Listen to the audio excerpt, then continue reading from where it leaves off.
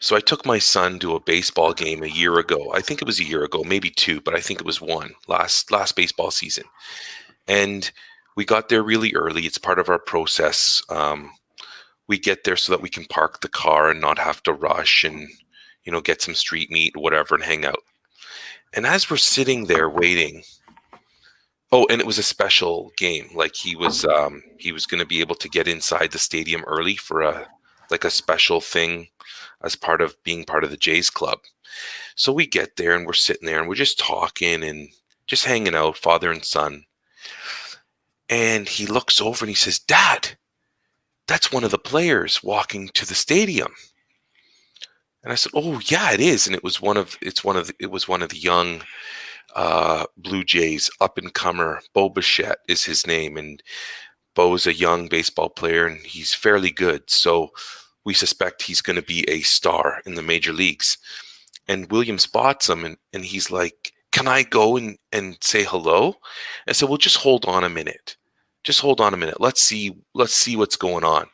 And as he's walking towards the entrance to the stadium for the players or for personnel, there was a whole whack of people that just appeared out of nowhere behind him. And they were walking up, like they were behind him, and then some were running up in front of him and holding out like baseball cards saying, "Can you please sign these? Can you please sign these?" And he had headphones on, so he was listening to something, and he just kept walking. He didn't stop. He didn't acknowledge anybody. He had a backpack on. He had his headphones on. He's just walking, and and people now, more people are surrounding him. Had he stopped and acknowledged somebody, I would have said, "Go ahead and I'll take a picture of you saying hello." Like my son didn't even want anything. He just wanted to say, "Hey." And I would have been like, "Awesome. I'll snap a picture of you saying hello to him." And it's a memory. But the guy didn't stop. And as he kept walking, he finally got to the security barrier where they let him in and everybody kind of just stopped and then turned around, walked away. And my son said to me, my son was devastated in a way. He's like, "Dad, he didn't stop and talk to anybody. He didn't sign a card. He didn't say hello. He just kept walking, almost like nobody was around him." And I said to my son, "Well, I guess like he's zoned in or just not interested in talking to anybody right now." And this is a great example to what nobody who's listening to us right now is going to understand, because you and I were talking about this on the on-ramp, about this hero worship of people who can do certain things that other people can't and are put on a pedestal for it or are highly paid for it. And that was a good example of I literally sat on the bench because if my son ran up to him, I would have been close enough to still supervise my son and not have to chase him around and worry that he was going to get lost or somebody was going to do something to him or whatever. That's how close we were to this guy. And this guy paid no mind to anybody around him. And so I come back to two things. Number one, my son and the way he viewed this person based on what he can do on the baseball field. And number two, this person not being able to live his life in a normal way. Because literally the minute he walked out of his condo and got onto the street in Toronto, he was surrounded by people until he got to the stadium where he entered and then got some peace because he was in a building where nobody could get to him. So there are two perspectives here. And is now my son doesn't see him the same way. My son, when this guy's name comes up, my son's like, "Yeah, whatever. He's not really a nice guy." And I'm like, "But you don't know what he's really like." And my son's like, "But he didn't stop and talk to anybody." I said, "Well, there could be many reasons for that. We don't know what they are. And I guess you can choose not to like him anymore as a baseball player. That's your call, not mine. But how would you feel if every time you walked outside, you were surrounded by people that just wouldn't, like you felt like you were never being left alone?" And my son's at the age now where he can consider that. He's like, "Yeah, I guess like you have a point. What would it be like to just walk around and never be able to be alone?" So like I said to you, the whole thing for me boils down to this. I'm going to meet people along the way in my lifetime. I'm going to see people on the internet with an interesting message or an interesting story. And so what I do now as a middle-aged dude is I take what I can from those people and those experiences that I think I can use in my life to do something better or to be better, or actually examples of what not to do so that I don't get myself in situations that are ones that I don't want to be in. The cautionary tale. Cautionary, what you can look at it any way you want. Like I told you, I've discovered so many different people from YouTube. I don't worship any of them, but I do find certain messages more interesting to my life story based on connections I can make of who I am and how I grew up and what I'm about. But that doesn't, I don't connect, I don't look up to the person. I connect with the stories and the lessons, and I take something away, and I may go back to those channels or those people to hear more because I'm interested and I want to gain more because I like what they're putting down. But at the end of the day, for me, they're as human as I am, and they've made mistakes and they've had glorious moments just like I have, just like we all have.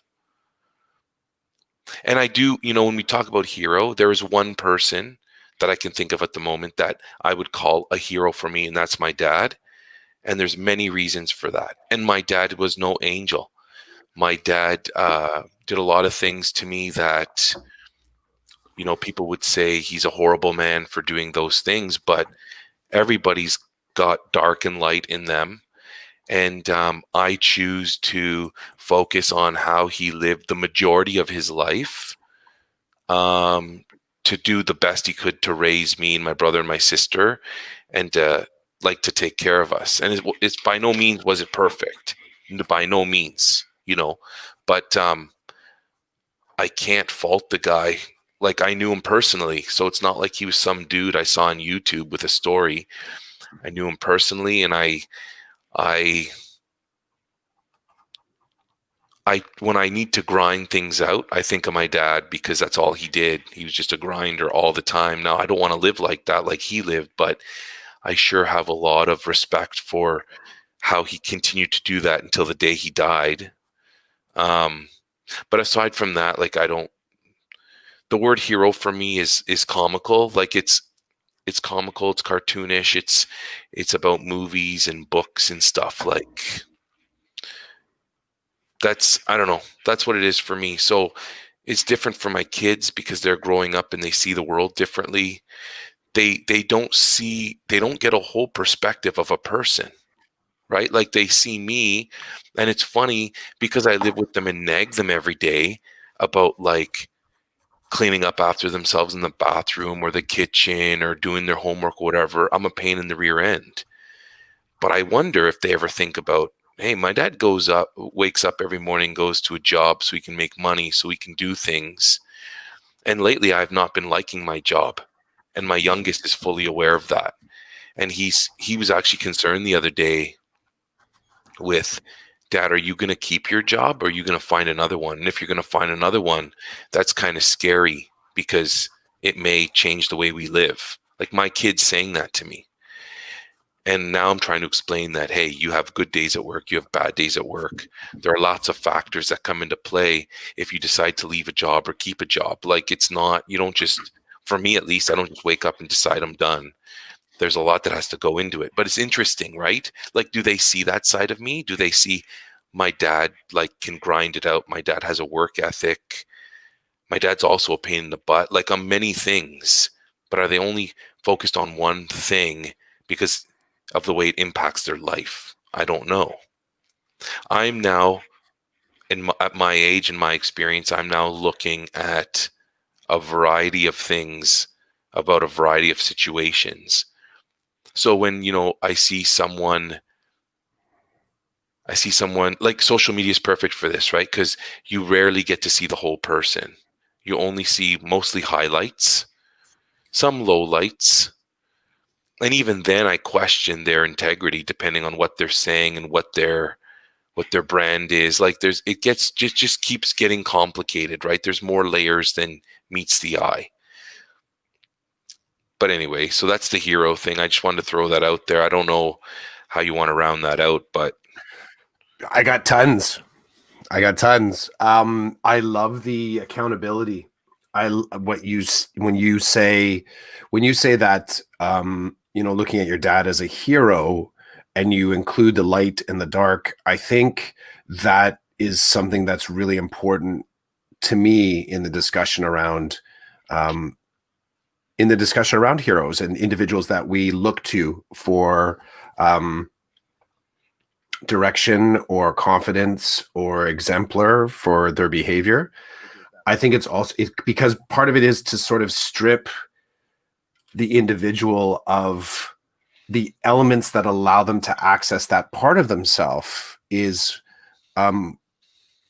cruel. And again, it's the single lens. Other people have done a far better job than me talking about the problem with using a single lens to get to know someone. And that accountability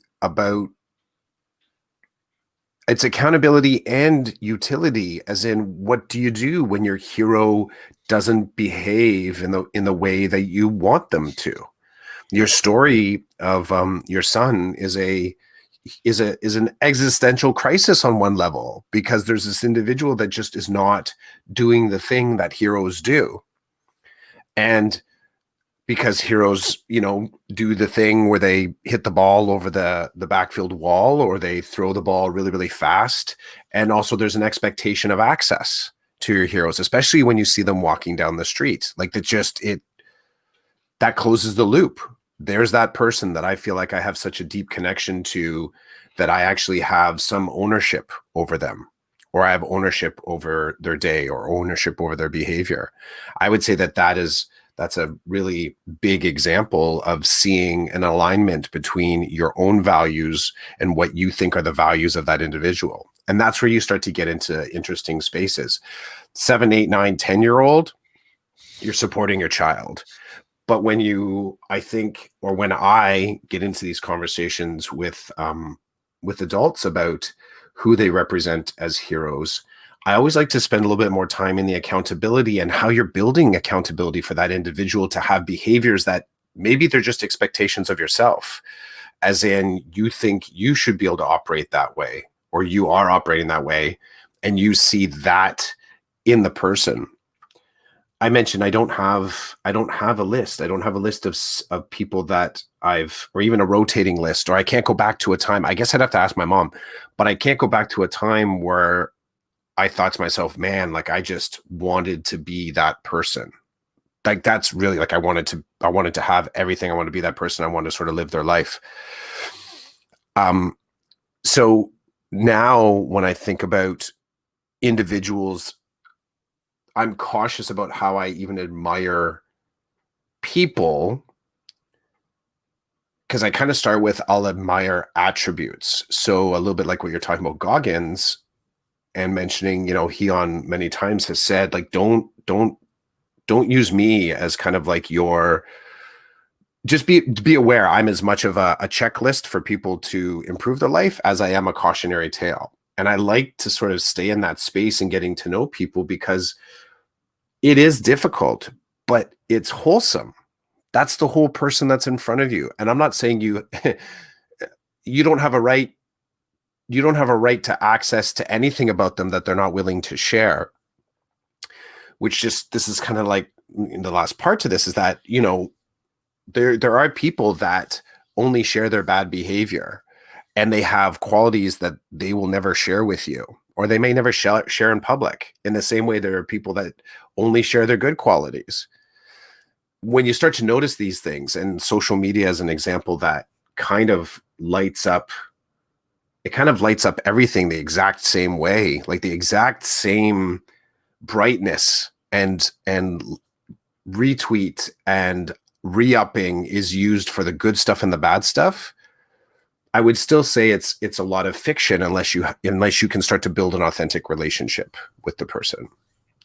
If I use yours and my relationship as a 4 or 5 years later, the reasons that we know more about each other is because we've intentionally revealed the light and the dark. We may have noticed stuff too, both of us, of each other, but you never know if that's real until the person confirms it.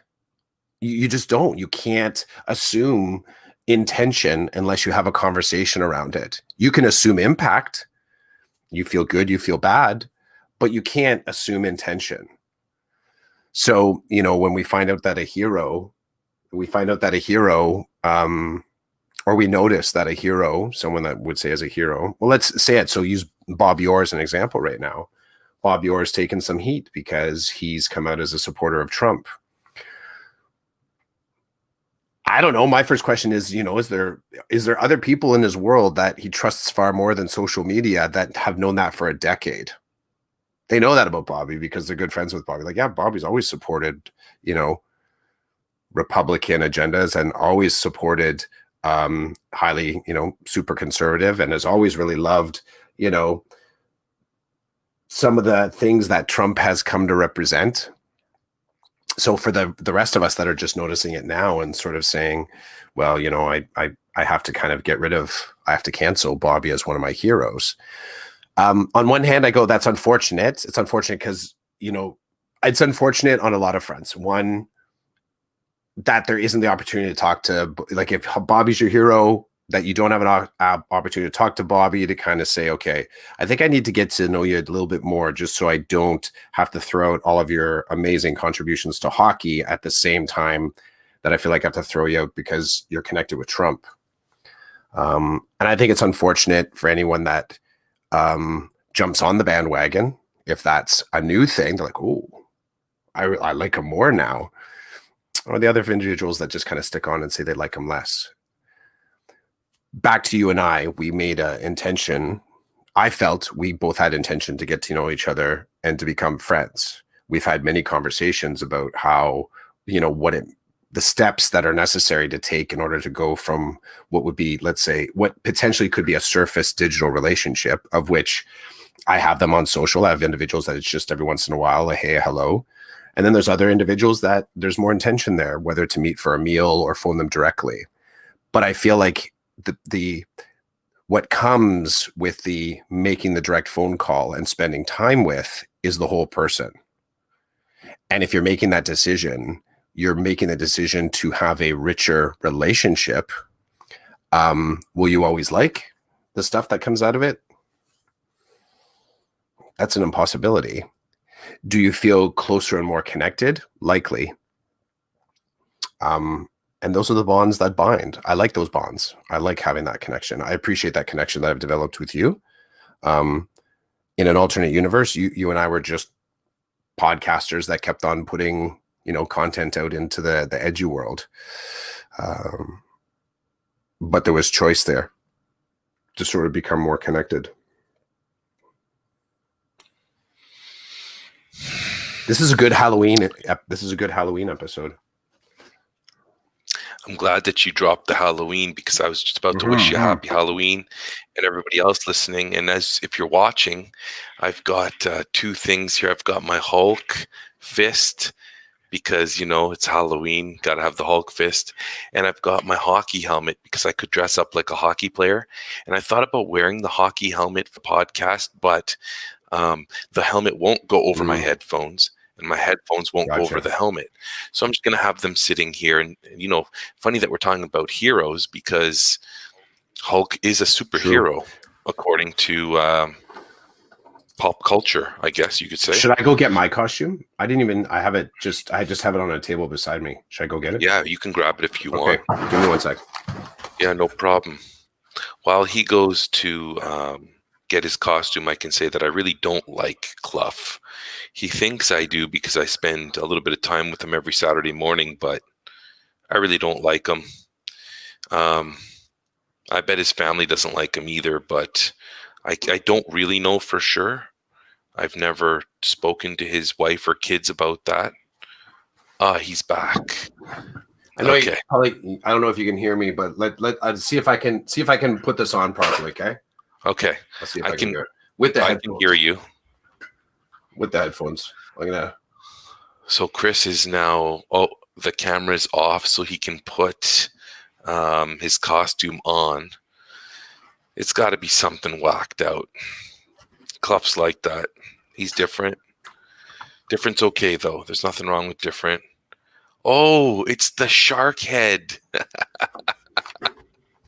And now he's trying to put, oh no. Um, the front cord is looking really, okay. Can you hear me, Clough? I can. And I can, and I, and I can hear you too. Can you see in the mouth? Yes, is that your face? That's my face. That's how you see. So I'll wear this just for the next little bit.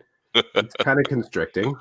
Okay, well, I'm putting on the glove then. So I got the Hulk glove on, the Hulk fist, and you've got the the shark. This has got to be the worst episode ever. And No. I think we unmasked first. We showed our alter ego first. Okay, now I can see more of your face. I can totally see your face now. I couldn't see it before. That's weird. But poor Schreff, he's going to be listening to this in about 6 weeks, and he's going to be like, what were those guys doing? Okay, so can we continue? Yeah, drop. Okay. I got to say, it happened again. Clough, it happened again. What did? I'm glad you asked that question. All right, thanks for that. Was an excellent setup. This is what happened, Clough. Yesterday, I was asked by another individual if they could have my cell phone number. Oh. Wow. And I said no with a big punch to the no. I didn't really punch, but it's kind of like you say no and you get that effect. Yep. Oh, and for anybody who's not watching, what I'm doing is every time I say no, I'm taking the Hulk fist and bringing it right up to the camera, right in your face. Punching the shark. Boom. With my Hulk fist. You don't stand a chance, shark head.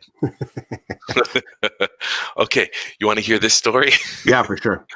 Okay, before I jump into this story, I have to tell you, though, that I met up with Carlos at lunchtime during this week, and we did like a mini PD session. Me, Carlos, and my buddy at work, Mike. We talked report cards for 30 minutes. I think it was Thursday lunch. It was awesome. It was good to hear Carlos. So Carlos, if you're listening, it was great to have PD with you in the middle of the day. I love it. Okay, let's move on. So yesterday we were celebrating Halloween at school, and I wore a hamburger outfit, just one of those things that you slide over your head.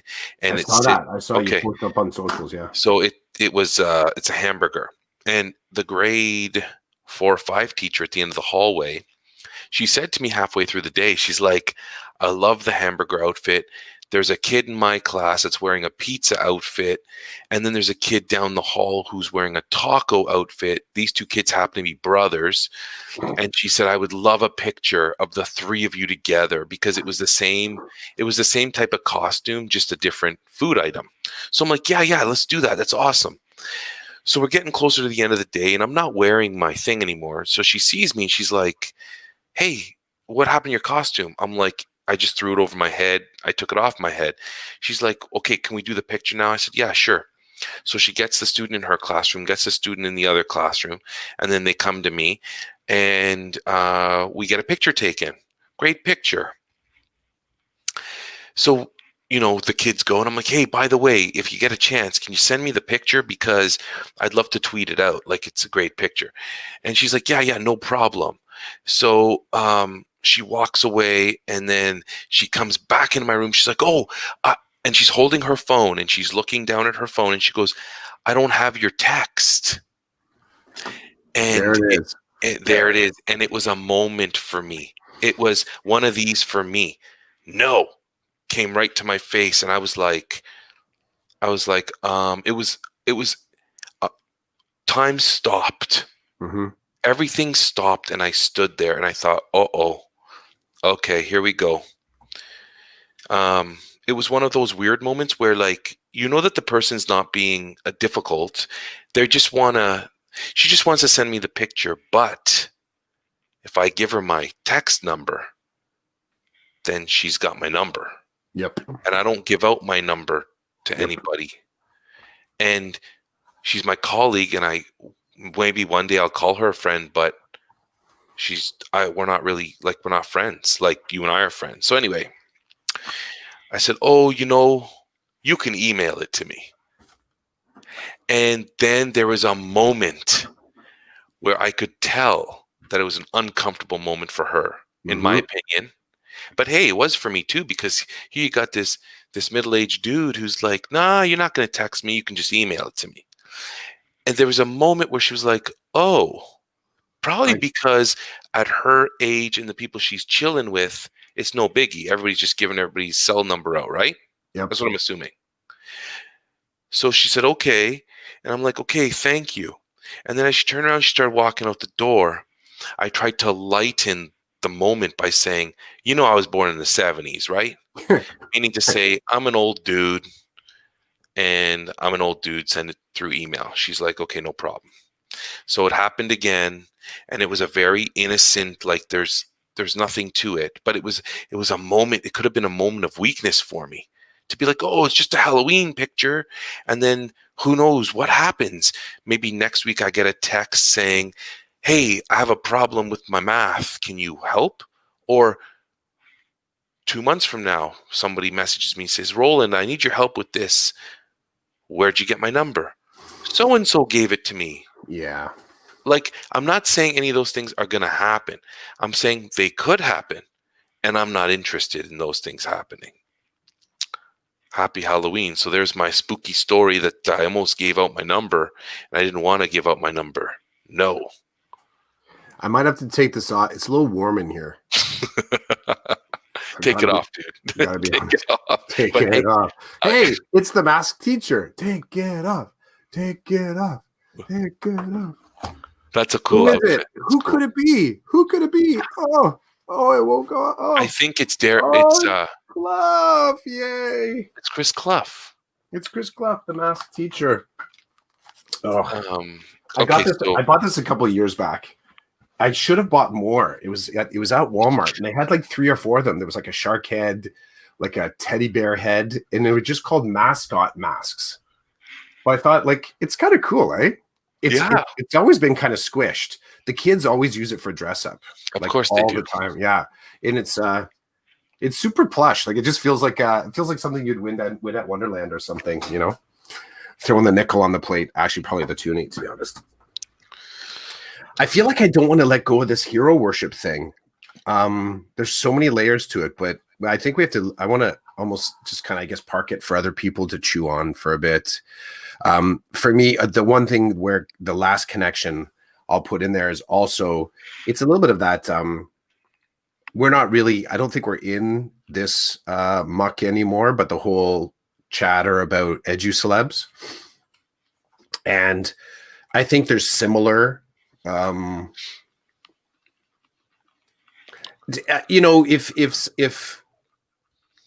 the same, I think if the same scrutiny were used for, let's say we talk about past prime ministers and wanting to take down their statues and how actively people take down the statues. If we had that same kind of mindset applied to educelebs, that would be an interesting conversation. I think a lot of part of the bread and butter, let's say, of educelebs is that they offer digital resources, right, or in-person resources. And I think in a lot of ways when we talk about heroes, and you see there's a hashtag out there, hashtag eduhero. We have access to these individuals still. This is the kind of the dividing line. We have access to these individuals that we may have a disagreement with as far as their style or the things that they espouse about education. I think the conversation would be so much more interesting if, instead of being willing to pay money to bring in someone that skateboards or someone that dresses as a pirate, to be able to have them at a round table with people that are educators, like in a more sort of personalized thing, and talk more about what's their relevancy and current application, and how individuals are kind of pushing back and saying, we're not really down with your product anymore. The whole iconoclasm of pulling down a statue, I don't know if that'll ever happen with anyone that's, has some celebrity amongst educators. I think they'll just kind of disappear. They'll stop posting. I think there's a very few educators right now that are selling their wares on social media that will necessarily have the same echo effect, let's say 20 years from now, where someone comes across it and thinks we just need to cancel that from social media curation, mostly because people are engaged with the material now. Often I think where someone's pulling down the statue, it's because current thinking never got a chance to actually talk to the artist, the creator, or the person. So there's a lot more discussion going on right now with individuals that, for whatever reason, might be perceived as edu heroes, that I think might inoculate us from actually bringing them to mind 15 years from now and saying, there's a problem with this person. There's a little bit, it's funny, maybe just a little bit more humanity in the conversation. Whether or not the individual's acknowledging it, they're probably being interacted with far more than some dude, hundreds of years ago that made a bronze sculpture of John A. MacDonald. But there is a connection here to me about how we sort of lift up edu celebrity, and why we're doing it, like why we're willing to sort of appreciate them for one note and potentially ignore everything else that they are. It's got to be tiring. I went to an e-conference this past summer, and the individual that had it going was for some of the on-ramp to the sessions, was playing music and dancing in their living room. And I just thought to myself, like, how has this become the thing that's the on-ramp to an area of content and a brand that you're representing that probably doesn't need you dancing around like that in your living room? Like, there was a weird dissonance to it, to me, that I thought, you know what? It's not for me. I stayed for a little bit and I left the conference. Other people stayed. Other people really enjoyed it. I could tell there was camaraderie and community there, but I thought to myself, they're applauding the dancing and the gymnastics of the on-ramp, that it doesn't match up to what the product is connecting with for me. And if I accepted that as the entry point, as the sort of like the entry ticket, then I felt like everything else had to be as sort of silly and energized. And for me, that would just be a distraction. So I left. It was a free conference, but I left. But that's kind of the example. Like, actually, it was a little, I don't know.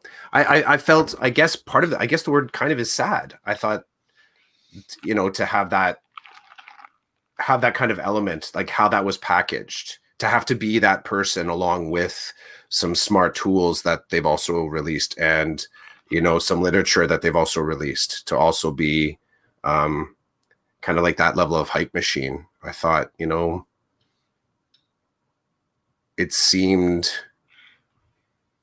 it disconnected me. I felt a disconnect. It's funny that, I'm sorry, but you started off with educelebs being somewhat accessible, and I have to disagree, just because I've attempted to communicate with a couple of them that have never responded to me. Oh, and I love that. Sorry. I mean accessible, that there's the opportunity there in a way that, in the way that we have become more aware of who, and I keep using the John A. MacDonald, but as we become more aware of the individual, we're doing it many years after the fact. So accessibility is still, whether or not you have direct accessibility, you're in the moment when the stuff's being created. Whether or not you can personally connect with them, well, I get it. That doesn't always happen. Yeah. So, um, and I think I knew where you were going with accessibility, but even where the way you were taking it, it's still funny that they're pretending or playing up that even for them, there are certain people that they're just not going to communicate with, and they're not anything really special. They just maybe think they're really special, or there are people who treat them really special. The And latter. so It's the market. It's the market that. they're going to pick and choose who they're going to communicate with. So it's just the whole thing's interesting to me. Um, Well, not that's the fan club.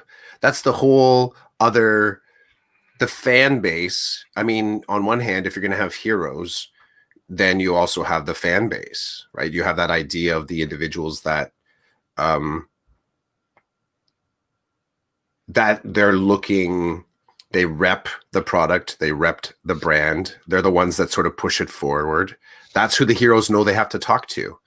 So if we go back to the educelebs, they are giving advance currency of some sort, whether it's face-to-face time talking to them or something just beyond the Patreon wall or some sort of sense of extra content or a sticker or a t-shirt. That's the stuff that sort of lights up the fan people. So the fact that someone wouldn't talk to you is because you either haven't become a fan or faked it enough to become like a sneaky spy fan just in order to get stuff, right? And that becomes, on one hand, for me, I guess that would be an ethical dilemma. And on one hand, like, do I kind of pretend to be someone in order to kind of gain access so I can have real conversations? I guess I could do that. But I've had the experience of trying to do that with an individual, and then they said what did they say? They said I was not being kind. No, you remember a couple years back? I do remember. What was the word? The wording was I wasn't being. Had to do with just you weren't kind. You were difficult. That's the thing. Yeah, I was difficult, so I was blocked.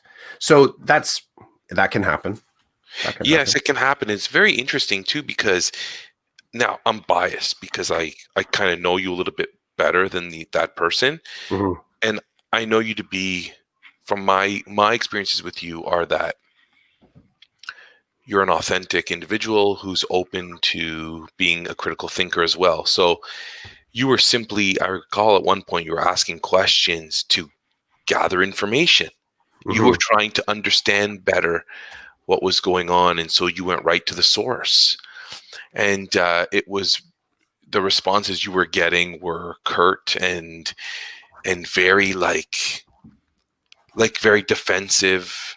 And I recall you saying something about, hey, I'm not trying to poke here. I generally have these questions, and you may take them the wrong way because they do sound critical at first. But well, I don't think the fans are asking those questions. No, the fans are not asking anything. But the fact that you were asking to gain an understanding, to gain some knowledge, and quite frankly, you were asking to see if the product on the other end held its weight. Mm-hmm. Which is not. I don't think it's such a strong request. I don't think it's a negative thing. You have to be ready for those things. If you're going to stand by your product or your theory or your idea, and every time somebody pushes back on it, you run away. Like, I guess there's some of us who are just not interested in that. So I don't support this particular educeleb because I feel it's very inauthentic, and I've seen the playbook over the same play over and over and over again. Mm-hmm. It's a limited playbook, and it's the same canned responses all the time. And you and I have talked about this. I guess if you're buying the book or you're buying the product, it's because there's something about it that really it speaks to you, and then because you've invested in it, you're not going to talk down about it, because you were one of the people who invested in it. I'm coming from a place, and I think you're coming from a place, where we're looking for authentic interaction and like an academic honesty type of thing. I mean, it's the wrong words I'm using, but I think it's rigor. I think the word is kind of like a rigor to it, where you're willing to to kind of tug on the topic a little bit. You're willing to kind of have it, like you can feel it being pulled from your hands, and you have to decide whether or not holding on to it is, like, what is it that's making you hold on to that? And I think that's how you sort of keep the issue between you in a conversation. You do feel the pull of the other person bringing up good points of like contradictory points, and then some of support, and you get this back and forth. Ultimately, you get to leave with your ideas, but you should also be leaving with some of their ideas too. So it's almost like you each get a bit of the rope as you walk away. You know what's interesting? This makes me think of the few times that I've been in a position to present information to people, or the times where people will message me or call upon me to assist them with something that has to do with technology integration and pedagogy, that connection. You should see what they do when I tell them, like when I say I don't know, or I give them the positives and the negatives of a particular tool. They just look at me weird, like almost like, how dare I speak against something that they believe that I should be speaking for. It's very interesting. And most of the time my response is I don't know. And then it's like, it's really cool because for the people who hold on and stick by me, there's some really cool learning that happens, because together then we investigate their question. And because I have some skills that they may not have yet, I'm able to get to an answer faster than they can. Then we can talk about that answer and whether whatever it is that they're looking at is going to meet their needs. So it's kind of cool that way. That's fun for me to say, oh, I don't know, I've never done it like that. But let's figure it out, or let's take a look and see what happens here. They look at you funny, almost like they can't believe that somebody would say they don't know, or someone would speak against something that they think that you were like a true fan of. It's always been boggling to me. And I know people who will pretend they know everything all the time when they're asked. And that's got to do, I guess, with their own stuff and not wanting to lose this like control that they think they have over a position or a topic. They just don't want to let it go. Those people now at this point in my career make me laugh. Like, those are the people who take ownership of particular ideas or experiences, and they hold it because that's all they feel that they have. So if you try to step on their toes, they are going to come at you hard to protect their power over something. I'll give you an example, and I won't get too specific because people listening might know, but a teacher at my school came to me and asked me about using a particular resource in their classroom. And they said, do you have a problem with me using this resource? I said, I don't have a problem with you using this resource, but are you going to go and ask every single primary teacher if you can use this resource? Because some will find out you're using it without having spoken to them first, and there will be drama because they have ownership, or at least they have perceived ownership of this particular resource. Now, the good thing about me, I would say, is that I'm going to do what I want. And I think people know that. And I say that, and it sounds kind of militant here when I'm talking to you. It doesn't come out that way at work unless you push me too far. But I'm going to do what I'm going to do. And I'm going to use what I'm going to use. If it's yours, I'm not going to use it without talking to you. But if it's not yours, if it's a general resource for many to use and I need it, then I'm going to use it. And if you have it, then I'm going to ask you for it because it's for all of us to use. People already generally have an idea that that's how I'm going to operate, and I make no mistakes, which is part of my problem, right? Because part of my problem is that when I go to work, I think I'm friendly with my colleagues, but they're not all my friends. So I'm not going to play it that way. I'm not going to use that angle. And then if they see something in me they don't like, then that's okay. They don't like it. Not a problem. I got to keep living my life. You live yours. So there's this like line for me. And I don't think this person understands that there is this line because of their inexperience in this line of work, or in any line of work, really. It's these things that are just like, Some people just have to have that. And it's dangerous when you have an educeleb who is basically holding on to a concept.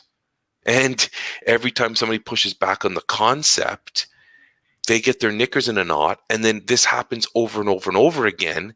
And now they don't want to engage with anybody because their back's up all the time. And I've seen this in a couple of different educelebs. I've seen this in an educeleb where a mutual Twitter connection had a question, and I referred this question to this educeleb, who then ended up losing it in the conversation because their back was up, because their back has been up 8,000 times in conversations like this. And I know the person that was asking the question, and he wasn't being difficult. He just needed to know. So I thought I was showing respect to the educeleb by saying, hey, I know this is your wheelhouse. This person's got a valid question. And it ended up being me looking at the other guy, looking at the educeleb, like, what just happened there? Why did that person go off? Like, they exploded. And it's almost like they're waiting to explode every day. Or I've been asked this question many times before. You're just trying to pick a fight. No, he's not. He has a valid question. And if you look at his Twitter portfolio, whatever you want to call it, his history, you'll see that he does this a lot to gain information so that he can speak to whatever the topic is. And you just went off half-cocked. And anybody who looks at your Twitter history will see that that's what you do. Yeah. I just thought it might be different this time. Oh, well. We've not had one viewer today so far, and I think it's because it's Halloween. Yep. People are prepping. People are sanitizing their candy and and creating contraptions to drop their candy that will. What are those machines called? Candy a candy trap. But what are those machines called? Gold rubric of gold. Rube Goldberg. Yeah, devices to get candy to kids. Like, yeah. Hilarious. Can I tell you what we're doing today? Please do. So we're not going trick-or-treating. Mm-hmm. Same here. We're not going trick-or-treating. And we're not handing out candy. Same here. So, okay. But my neighborhood... So your lead is what you're not doing. We're not trick-or-treating. Let me tell you what we're going to not do. Okay, go. But the neighborhood I live in is doing like... they have like a route, and there are like 6 houses in the route. Mm-hmm. And when you come to one of those 6 houses, they have bagged candy, and they will be dropping it down some type of contraption to get to you. Okay. So they're trying to make it a COVID Halloween where you're not going door to door. You're going to certain places where they've taken certain precautions and measures to ensure it's safe, whatever. Yep. So we said to my youngest, this is what you're going to do. If you want candy, this is what we're willing to do. And he's bummed out. He's bummed out. Rightfully so. This is what we are doing. Here we go. I am getting wings. We're having wings tonight, and we're watching college football. And that is the way to keep him happy. Well, and hey, to keep me happy. And I heard that part. Yeah, we're both going to be happy that we're not outside in the cold going from door to door, because we're going to be home eating chicken wings and watching football. And what's really funny is when I told my son, so he was pretty bothered. I said, dude, why don't we just get wings and watch football? He's like, really? I'm like, yeah, really. Let's just do that. I mean, we can't go out. We're not handing out candy. Let's do something that we can enjoy. He's like, okay. So he goes to tell my wife. He's like, Mom, Dad said we're going to get wings. And so he tells her the whole story. And she's like, well, as long as you get the wings I like, I'm happy to participate. So there's check. The mom agrees to this make sure I get some of the wings that I like. And then we tell my oldest son, and same thing. He's like, so everybody's on board for the COVID Halloween chicken wing and college football night. So that's what we are doing. I feel like my parents were ahead of the the wave when I can't tell you how many Halloweens they would just take us out for dinner. Really? That Yeah. was their way of dealing with it, eh? Yeah, it's I don't know how it started. I don't know how it started. It's sort of they started doing that before my sister and I kind of lost interest in Halloween. I think Mhm. you know what I mean? I think they're in that tipping point, but I can remember a few Halloweens where it's just like, well, let's go out for dinner. Let's just go for dinner. So, I have to tell you mhm. that I had Pepe's yesterday for lunch. Oh, Pepe's. What'd you have? I had a pizza. So my buddy Mike and I, every Friday we like to have something a little special for lunch. Yep. And we were going back and forth for like 2 days. We couldn't decide. And he just says, "You know what? What about a munchie sub from Pepe's?" And I said, "You know what? I'm not feeling the sub, but I can go for a small pizza." Hmm. He's like, "Okay." So he on his planning time, right before lunch, he called in and he ordered the food. And then at lunch, we went and we got it. Um, we came back, and little did I know that he had spoken to the principal, and the principal ordered a sub as well. So the three of us got to sit and chat and eat Pepe's on a Friday afternoon. That's a It, good Friday. you know what? It was a moment, actually. I told my buddy Mike this. I didn't tell Paul, my principal, but I will. It was a moment that is now solidified in my brain as one of the cool things I've done at work. You know how over the years you gather Yep. experiences, and so when you retire, you're like, remember this time, remember that time. It is now one of those times where we're sitting in the principal's office and we are having a great time, laughing, joking, talking about all kinds of stuff and eating good food. um, so I thought I'd share that. It's like it literally is a highlight these days during these COVID times. And You have don't worry, everybody, we were not sitting side by side. We were distanced and we took the mask off so we could eat. Because God forbid, I got to get that food in me somehow. Mhm. Um, but yeah, it's like I'm still not ready to talk to you about work. I got That's nothing to okay. say about work. No, and that's our podcast, our rules. So, whatevs. Imagine if one of us just came up with new rules without talking to the other person. Well, do it. That's another experience. That's another experience. I mean, I'm okay with that. Because part of it, no matter how it plays out, is that the other person has to play into the new rule. The more Right. interesting point is if one becomes resistant. So all of a sudden, you roll into next week and you're like, okay, I've decided every third Saturday we're wearing purple clothing. I'm like, well, okay. And then we just start talking, right? So we can throw whatever we want in there, but mix it up. I'm open to the experience, however you wanna adjust. 4 years in invested in this episode. And if there's one thing I've learned,